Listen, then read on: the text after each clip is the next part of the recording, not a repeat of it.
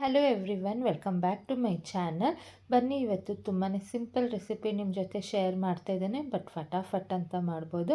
Just ಒಂದು 10-15 ನಿಮಿಷ ಕಾಲ ಇದ್ದರೆ ನಾವು ಮನೆಯಲ್ಲಿ ಸೂಪರಾಗಿರುವಂಥ ರುಚಿಯಾಗಿರುವಂಥ ಬೀಟ್ರೂಟ್ ಪಲ್ಯನ, ಹೋಟೆಲ್ ಶೈಲಿಯ ಬೀಟ್ರೂಟ್ ಪಲ್ಯನ ಮಾಡ್ಕೋಬೋದು. ತುಂಬ ಅಂದರೆ ತುಂಬಾ ರುಚಿಯಾಗಿರುತ್ತೆ. ಫಸ್ಟ್ ಟೈಮ್ ಯಾರಾದರೂ ನನ್ನ ಚಾನಲ್ನ ನೋಡ್ತಾಯಿದ್ರೆ ಪ್ಲೀಸ್ ಒಂದು ಸಬ್ಸ್ಕ್ರೈಬ್ ಮಾಡ್ಕೊಳ್ಳಿ, ಹಾಗೆ ಲೈಕ್ ಮಾಡಿ. ಬನ್ನಿ ಹೇಗೆ ಮಾಡೋದು ಅಂತ ನೋಡ್ಕೊಂಡು ಬರೋಣ.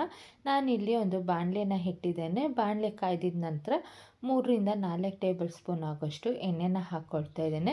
ಎಣ್ಣೆ ಕಾಯ್ದಿದ ನಂತರ ಒಂದು 1/4 ಟೇಬಲ್ ಸ್ಪೂನ್ ಆಗೋಷ್ಟು ಸಾಸಿವೆನ ತೊಗೊಂಡಿದ್ದೇನೆ. ಜೊತೆಯಲ್ಲೇ ಸ್ವಲ್ಪ ಕರಿಬೇವಿನ ಎಲೆನ ಸಹ ಸೇರಿಸ್ಕೊಳ್ತಾ ಇದ್ದೇನೆ.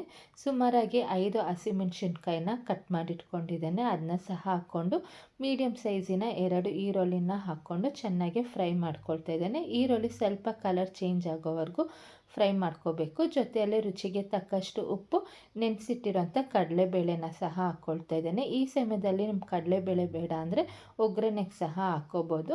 ಬಟ್ ಈ ರೀತಿ ಹಾಕಿದ್ರೆ ರುಚಿ ಚೆನ್ನಾಗಿರುತ್ತೆ.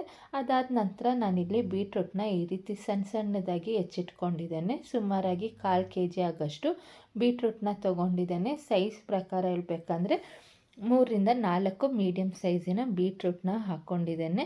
ಆದಷ್ಟು ಸಣ್ಣಕ್ಕೆ ಹೆಚ್ಚಿಟ್ಕೋಬೇಕು, ಆಗಲೇ ನಾವು ಬೀಟ್ರೂಟು ಚೆನ್ನಾಗಿ ಬೇಯುತ್ತೆ. ಕುಕ್ಕರ್ನಲ್ಲಿ ಹಾಕಬೇಕಾಗಿರೋ ಅವಶ್ಯಕತೆ ಇರೋದಿಲ್ಲ. ಹಾಗಾಗಿ ಆದಷ್ಟು ಲೋ ಫ್ಲೇಮ್ನಲ್ಲಿ ಸುಮಾರಾಗಿ 5 ನಿಮಿಷ ಕಾಲ ಚೆನ್ನಾಗಿ ಫ್ರೈ ಮಾಡ್ಕೊಳ್ತಾ ಇದ್ದೇನೆ. ಎಣ್ಣೆನಲ್ಲೇ ಚೆನ್ನಾಗಿ ಫ್ರೈ ಮಾಡ್ಕೋಬೇಕು, ಆಗಲೇ ಬೀಟ್ರೂಟು ಬೇಗ ಬೇಯುತ್ತೆ, ಪ್ಲಸ್ ತುಂಬ ರುಚಿಯಾಗೂ ಚೆನ್ನಾಗಿರುತ್ತೆ. ಅದಾದ ನಂತರ ಒಂದು ಅರ್ಧ ಲೋಟದಷ್ಟು ನೀರನ್ನ ಸಹ ಸೇರಿಸ್ಕೊಂಡು ಆದಷ್ಟು ಈ ರೀತಿ ಮಿಕ್ಸ್ ಮಾಡಿಕೊಂಡು ಲೋ ಫ್ಲೇಮ್ನಲ್ಲೇ ಒಂದು 5 ನಿಮಿಷ ಕಾಲ ಬೇಯೋದಕ್ಕೆ ಬಿಟ್ಟಿದ್ದೇನೆ. ಈಗ ನೋಡಿ 5 ನಿಮಿಷ ಕಾಲ ಒಂದು ಲಿಡ್ನ ಕ್ಲೋಸ್ ಮಾಡಿ ಬೇಯೋದಕ್ಕೆ ಬಿಟ್ಟಿದ್ದೇನೆ. ಈಗ 5 ನಿಮಿಷ ಆಗಿದೆ.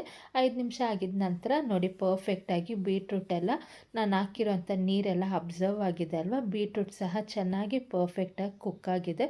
ಜೊತೆಯಲ್ಲೇ ಹಾಕಿರೋಂಥ ಕಡಲೆಬೇಳೆ ಸಹ ಚೆನ್ನಾಗಿ ಬೆಂದಿದೆ. ಈಗ ನೋಡ್ತಿದ್ದಾರಲ್ಲ ಬೀಟ್ರೂಟ್ ಎಷ್ಟು ಚೆನ್ನಾಗಿ ಸಾಫ್ಟಾಗಿ ಬೆಂದಿದೆ ಅಂತ. ನಾವು ಕುಕ್ಕರ್ನಲ್ಲೇ ಮಾಡಬೇಕು ಅಂತ ಏನಿಲ್ಲ. ಕುಕ್ಕರ್ನಲ್ಲಂದರೆ ರುಚಿ ಬೇರೆ ಬರುತ್ತೆ. ಬಟ್ ಈ ರೀತಿ ನೀವು ಬಾಣಲಿನಲ್ಲೇ ಮಾಡಿದರೆ ಆ ಟೇಸ್ಟೇ ಬೇರೆ ಥರ ಇರುತ್ತೆ. ರುಚಿ ತುಂಬಾ ಚೆನ್ನಾಗಿರುತ್ತೆ. ಅದಾದ ನಂತರ ಒಂದು 3 ಟೇಬಲ್ ಸ್ಪೂನ್ ಆಗೋಷ್ಟು ಕಾಯಿ ತುರಿನ ಸಹ ಹಾಕ್ಕೊಂಡು ಚೆನ್ನಾಗಿ ಮಿಕ್ಸ್ ಮಾಡ್ಕೊಳ್ತಾ ಇದ್ದೇನೆ. ಕಾಯಿ ತುರಿ ಹಾಕೋದ್ರಿಂದ ಟೇಸ್ಟ್ ಇನ್ನೂ ಚೆನ್ನಾಗಿರುತ್ತೆ ಬೀಟ್ರೂಟ್ ಪಲ್ಯಕ್ಕೆ. ಕಾಯಿ ತುರಿ ಹಾಕಿದ ನಂತರ ಚೆನ್ನಾಗಿ ಮಿಕ್ಸ್ ಮಾಡಿದ್ರೆ ಫೈನಲ್ ಆಗಿ ಬೀಟ್ರೂಟ್ ಪಲ್ಯ, ಹೋಟೆಲ್ ಶೈಲಿಯ ಬೀಟ್ರೂಟ್ ಪಲ್ಯ ಸಿದ್ಧ ಆಗುತ್ತೆ. ಸೊ ನೋಡ್ತಿದ್ದಾರಲ್ಲ ಎಷ್ಟು ಸಿಂಪಲ್ ರೆಸಿಪಿ, ಬಟ್ ಎಷ್ಟು ಫಾಸ್ಟಾಗಿ ತುಂಬಾ ರುಚಿಯಾಗಿ ಮಾಡ್ಬೋದು ಅಂತ. ನನ್ನ ಚಾನಲ್ನ ಯಾರಾದರೂ ಫಸ್ಟ್ ಟೈಮ್ ನೋಡ್ತಾ ಇದ್ದರೆ ಪ್ಲೀಸ್ ಒಂದು ಲೈಕ್ ಬಟನ್ನ ಕ್ಲಿಕ್ ಮಾಡ್ಕೊಳ್ಳಿ. ಸಬ್ಸ್ಕ್ರೈಬ್ ಮಾಡದೆ ನೋಡ್ತಾ ಇದ್ದರೆ ಪ್ಲೀಸ್ ನನ್ನ ಚಾನಲ್ನ ಸಬ್ಸ್ಕ್ರೈಬ್ ಮಾಡ್ಕೊಳ್ಳಿ ಅಂತ ಹೇಳ್ತಾ ಸಿಗೋಣ ಮುಂದಿನ ವೀಡಿಯೋನಲ್ಲಿ ಫಟಾಫಟ್ ರೆಸಿಪಿ ಅಂತ ಹೇಳ್ತಾ ಸಿಗೋಣ ಮುಂದಿನ ವೀಡಿಯೋನಲ್ಲಿ. Until then, bye from your Devaki.